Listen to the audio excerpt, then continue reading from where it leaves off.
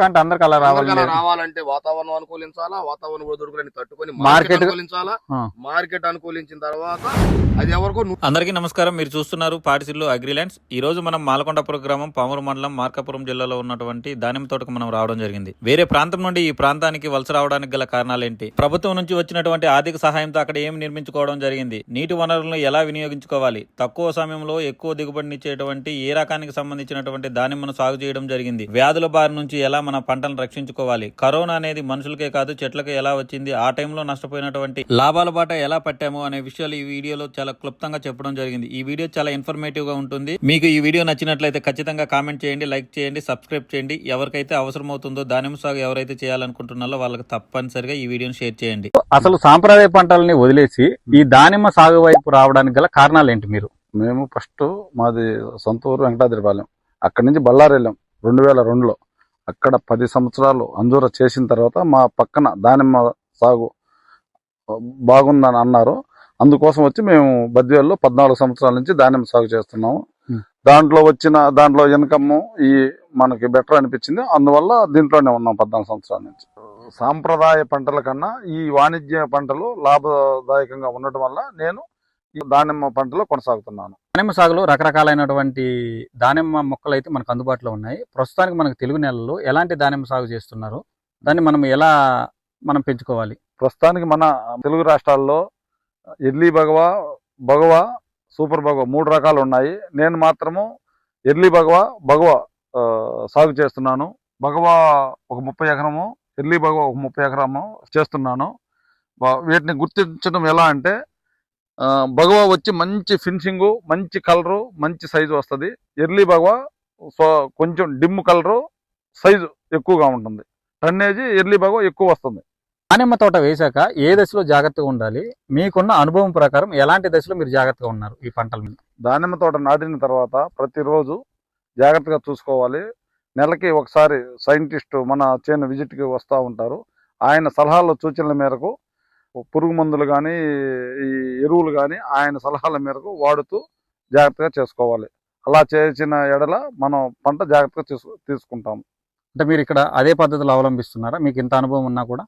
అనుభవం ప్లస్ ఆత సలహాల మేరకు తోట జాగ్రత్తగా చూసుకుంటాం. ఈ సైంటిస్ట్ అనే అతను ఎక్కడి నుంచి పిలిపించుకుంటారు మీరు? సైంటిస్ట్ మనకి సోలాపూర్ నుంచి నెలకు ఒకసారి వస్తారు. దానిమ్మ సాగుకి నీటి వసతులు ఎలా ఉండాలి? ఎక్కువ నీళ్లు ఉండాలా లేకుంటే తక్కువ నీళ్లతో కూడా మేనేజ్మెంట్ చేయొచ్చా?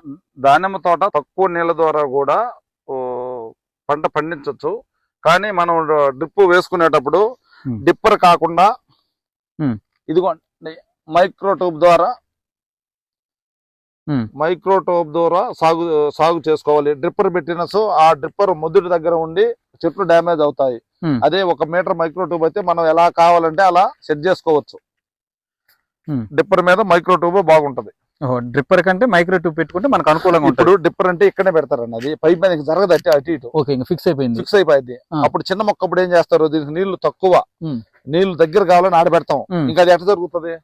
జరగలేదు. అదే మైక్రో ట్యూబ్ గానీ అయితే దాన్ని ఇప్పుడు ఫస్ట్ స్టార్టింగ్ చిన్న మొక్క ఎట్లా పెడతాం, తర్వాత కొంచెం పెద్ద అయ్యే మళ్ళీ ఎడంగా వస్తుంది, మళ్ళీ ఇంకా పెద్ద అయిపోయి సెంటర్కి వస్తుంది. అట్లా ఈ విధంగా తక్కువ నీటితో కూడా మనము ఈ దానిమ్మ సాగుని లాభసాటిగా మార్చుకోవడానికి ఛాన్స్ ఉందంటారు. అవును. రైతుకు నిద్ర పట్టకుండా చేసేటువంటి తెగుళ్ళు ఏమన్నా ఉన్నాయా దీంట్లో? దానిమ్మ సాగులో ప్రధానమైన సమస్యలు 2 ఉన్నాయి. ఒకటి చెట్లు చనిపోవటం, అంటే విల్ట్ ద్వారా చెట్లు చనిపోతూ ఉంటాయి. రెండోది బ్యాక్టీరియా బ్లైట్. దానికి మెడిసిన్ లేదు, వాళ్ళు వీళ్ళు సలహాలు ఇస్తుంటారు, అది కొట్టండి ఇది కొట్టండి అని. ఏమి చేసినా ఉపయోగం ఉండదు, నరికేయటమే అంతే. దానికి మెడిసిన్ అనేది లేదు నాకు తెలిసి. అయితే మీరు వాస్తవంగా బద్వేల్ నుండి ఈ మాలకొండ దగ్గరలో దానిమ్మ సాగు చేయడానికి గల కారణం ఏంటి? ప్రధానంగా బద్వేల్ దగ్గర ఒక 12 సంవత్సరాలు చేసిన తర్వాత విల్ట్ ద్వారా బ్యాక్టీరియా బ్లైట్ ద్వారా చేలు డ్యామేజ్ అయ్యాయి. దాని తర్వాత దానిమ్మని వదిలివేయలేక మళ్ళీ బద్వేల్ నుండి వచ్చి మళ్ళీ దానిమ్మ తోట మాలకొండ దగ్గర దానిమ్మ తోట సాగు చేస్తున్నాం. ఈ దానిమ్మ సాగుని మీరు ఆర్గానిక్ పద్ధతుల్లో చేయడానికి ఏమన్నా ఛాన్స్ ఉందా? దానిమ్మ తోట ఆర్గానిక్ పద్ధతిలో చేస్తే క్వాలిటీ ఉండదు, మార్కెట్లో ప్రైస్ రావడం లేదు. అందుకని మేము కెమికల్ ద్వారానే దానిమ్మ సాగు చేస్తున్నాము. దానిమ్మ సాగులో మీరు ఇక్కడ చూస్తున్నాం కదా, మనం మొక్కకు మధ్య ఎంత ఉండాలి, సాలుకి మధ్య ఎంత వ్యత్యాసం ఉండాలి? దానిమ్మ తోట సాలుకు మధ్య 14 అడుగులు ఉండాలి, చెట్టుకు మధ్య 8 అడుగులు ఉండాలి. ఓకే. ఇది పంట దశలో మనము కాపు విరక్కాసింది అనుకోండి, దానికి ఎలాంటి జాగ్రత్తలు తీసుకోవాలి? కాపు కాసినప్పుడు స్టిచ్చింగ్ అని కర్రలు నాటుతాము. కర్రలు నాటి తాళ్ళు కడతాము కొమ్మలు ఒరిగిపోకుండా. మరి పంట దశకు వచ్చినప్పుడు పక్షుల నుండి మనం ఏ విధంగా మనం కాపాడుకోవాలి? దానిమ్మ తోట పక్షులకి బర్డ్ నట్ అని చేను మొత్తానికి నెట్టేస్తాము. అంటే ఏ వచ్చి తింటాయి ముఖ్యంగా ఈ యొక్క దానిమ్మ? రామచిలుకలు, ఉమ్. కాకులు, ఉమ్. మిగతా ఇంకా ఈ ఉడతలు ఉమ్. ఈ డ్యామేజ్ చేస్తాయి. దానికి గాను మనం బర్డ్ నట్ అని వేస్తాము. ఇప్పుడు మనము ఒక ఫ్రూట్ అనేది ప్రాపర్ గా మంచి కలర్ ఉంది, కానీ లోపల చూస్తే విత్తనాలు చెడిపోయి ఉంటాయి. అది ఏ కారణం చేత ఆ విధంగా ఉంటాయి? అది అతిగా ఉష్ణోగ్రత వలన కాయ పైన బాగున్న లోపల బ్లాక్ కలర్ వస్తుంది. దాని నుంచి మనం ఎలాంటి జాగ్రత్తలు తీసుకోగలం? ఈ మన తెలుగు రాష్ట్రాల్లో మార్చి ఎండింగ్కి కాయలు చేలో ఖాళీ చేసుకునే విధంగా ప్లాన్ చేసుకోవాలి. మే నెల వస్తే కాయ డ్యామేజ్ అవుతుంది. మే నెల వస్తే కాయ డ్యామేజ్ వస్తుంది, అందుకని ముందలే జాగ్రత్త పడాలి. మరి ఈ యొక్క దానిమ్మ సాగు మనం ఏ నెలలో పంటకు పెట్టుకోవాలి? మన తెలుగు రాష్ట్రాల్లో జూన్, జూలై, ఆగస్టు ఈ 3 నెలలు మనకు అనుకూలంగా ఉంటాయి. మీరు కొన్ని మామూలుగా ఈ దానిమ్మని చూస్తే కొన్నేమో బాగా గ్రీనరీ ఉన్నాయి, కొన్నేమో ఎండిపోయి ఉన్నాయి. అలా చేయడానికి గల కారణాలు ఏంటి? ఆ పద్ధతులను ఏమంటాం? అది ఎండిపోలేదు. మేము ఎత్రాల్ స్ప్రే చేసిన ఆకులు అన్ని పడిపోతాయి. ఆకులు పడిపోయిన తర్వాత మళ్ళీ కొత్త ఆకులు పూత స్టార్ట్ అవుతుంది. అవి దోమను పోయే వాళ్ళు చూసేవాళ్ళు తెలియక ఏదో నీళ్ళు లేక ఎండబెట్టారు అనుకుంటున్నారు. కాదు. రైతులు ఈ దానిమ్మ సాగు అనేది ఎక్కువ డబ్బుతో కూడుకుందంటారు, అందరూ చేయలేదంటారు. మరి దానిమ్మ సాగు చేయాలంటే ఎలాంటి వాళ్ళు ఈ దానిమ్మ సాగులోకి రావచ్చు? ఎలాంటి నేలలు అనుకూలంగా చేసుకోవాలి? దానిమ్మ సాగు చేయాలంటే ఎర్ర నేలలు, రాతి నేలలు అనుకూలంగా ఉంటాయి.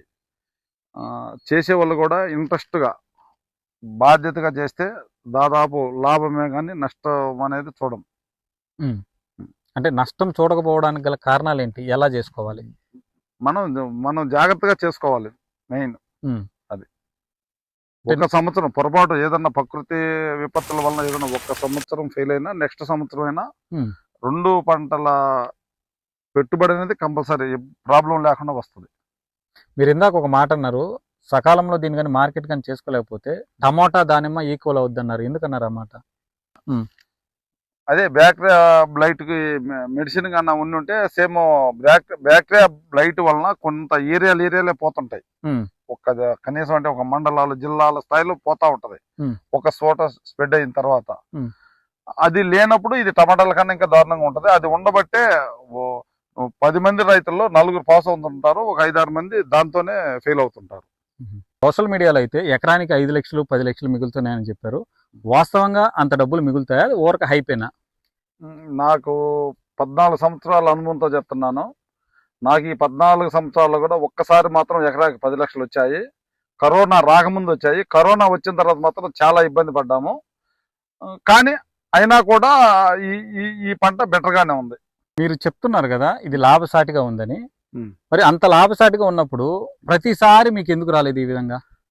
ప్రతిసారి వాతావరణం అనుకూలించాలి, మార్కెట్ అనుకూలం ఉండాలి, ఒడిదుడుకులు ఉంటాయి. కరోనా అనేది మనుషులకే కాదు చెట్లకు కూడా వచ్చిందన్నారు, అది నిజమేనా? కరోనా మనుషుల మీద, చెట్ల మీద ఎక్కువ ప్రభావం చూపింది. చెట్లన్నీ ఎండిపోయాయి, పూతలన్నీ రాలిపోయాయి, కాయలు డ్యామేజ్ అయిపోయి 2 సంవత్సరాలు మాకు ఇన్కమ్ అంతా పోయింది. చాలా ఇబ్బందులు పడ్డాం. ఆ టైంలో మీరు ఏమైనా లాభపడ్డారా? లేకుంటే ఆ టైంలో నష్టం చూసాము. నెక్స్ట్ తర్వాత మళ్ళీ సంవత్సరం లాభం కూడా చూసాం. సేమ్ అక్కడ నష్టపోయింది కవర్ చేసుకోగలిగారు. అక్కడ కరోనా టైంలో పోయింది, తర్వాత 2 సంవత్సరాల్లో రిక్వైర్ అయింది. 1 సంవత్సరం పోయింది, 2 సంవత్సరాలు పడింది మాకు రికవైర్ అయ్యారు. టైంలో దాదాపుగా ₹1,00,00,000 నష్టపోయారు మీ వారు. అలాంటి అమౌంట్ అనేది ఒక మధ్యతరగతి కుటుంబానికి అది చెప్పలేనంత పెద్ద అమౌంట్. కానీ మీరు అయినా మళ్ళీ దానిమ్మ సాగునే చేయమని మీరు సపోర్ట్ చేయడానికి గల కారణం ఏంటి? కరోనా టైంలో ₹1,00,00,000 పోయింది అయితే నిజమే. కానీ తర్వాత మళ్ళీ దాని మీద వచ్చిందే పెట్టాం కాబట్టి మాకు అంత ఇబ్బంది అనిపించలేదు. మళ్ళీ నెక్స్ట్ పంటలైనా వస్తుంది కాబట్టి ధైర్యంగా పెట్టాము. అలాగే నెక్స్ట్ కంటిన్యూ చేసాము. అట్లాగే మేము పోయింది దానిలోనే సంపాదించుకున్నాము. దీనిలో లాభం రావాలంటే సొంతగా దగ్గరుండి చేయించుకోవాలి. కూలోళ్ళ మీద వదిలిపెట్టేసి మనం ఎక్కడో ఉంటే అవ్వదు. మనం వాళ్ళ దగ్గరుండి జాగ్రత్తగా చేయించుకోవాలి. అంతా మనమే దగ్గరుండి, ఇంట్లో వాళ్ళ సపోర్ట్ కూడా ఉండాలి. దానికి మనమే దగ్గరుండి జాగ్రత్తగా చేయించుకుంటే లాభాలు ఖచ్చితంగా తీసుకోవచ్చు. పంట దశకు వచ్చిన తర్వాత ఈ పండ్లను మార్కెటింగ్ చేయాలంటే ఎలా చేయాలి? మన పంట రెడీ అయిన తర్వాత దాదాపు బయర్లు మన తోట దగ్గరికి వస్తారు. ఒకవేళ రాని ఏడల్లో మనం చెన్నై, బెంగళూరు, విజయవాడ కమిషన్కి మనమే పంపుకోవచ్చు. మురళి గారు, చివరిగా ఒక మాట, ఈ రంగంలోకి, ఈ దానిమ్మ సాగులోకి రావాలంటే కొత్తగా వచ్చే వాళ్ళకి మీ అనుభవం ప్రకారం ఎలాంటి సలహాలు సూచనలు ఇస్తారు? కొత్తగా వచ్చేవాళ్ళు ఇప్పుడు ఎవరన్నా తెలిసిన రైతుల ద్వారా సలహాలు సూచనలు తీసుకొని సొంత అమౌంట్ తోటి తన కష్టం చేసుకోగలిగి వాళ్ళు రావచ్చు. ప్రాబ్లం ఏమి ఉండదు.